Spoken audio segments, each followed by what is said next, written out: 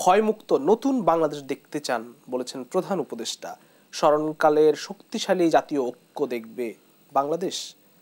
কতটা ঐক্যবদ্ধ বাংলাদেশ এই মুহূর্তে?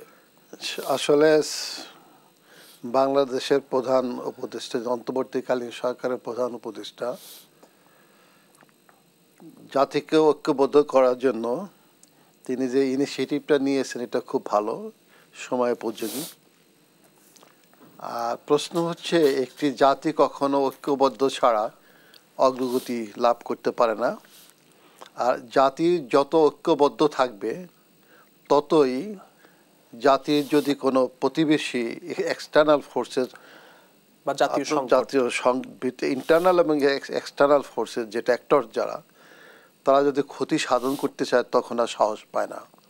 কারণ ইউনিটির এমন একটা শক্তি, এই শক্তিটা সাধারণত যে কোনো অসাধ্যকে সাধন করতে পারে।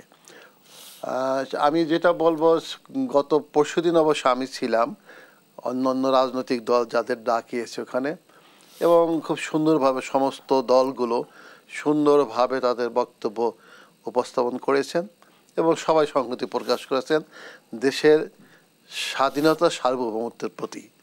এটা আমি বলবো ইউনিক একটা দৃশ্যের অবতারণা হয়েছে ওই সময়।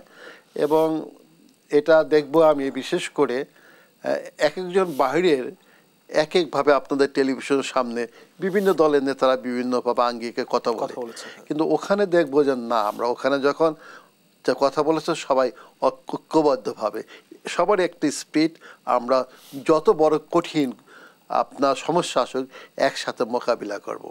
এটা হয়েছে কি, এই ঐক্যটা আমি একটু গভীরে যেতে চাচ্ছি হালকাভাবে।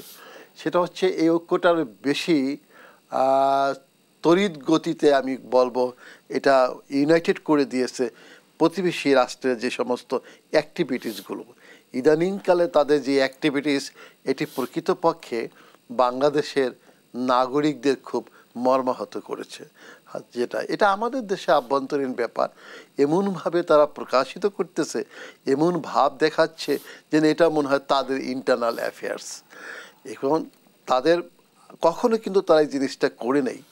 তাদের উচিত হলো একটি দেশের সাথে অন্য দেশের সম্পর্কটি হবে সার্বভৌমত্বের প্রতি সম্মান প্রদর্শন করে।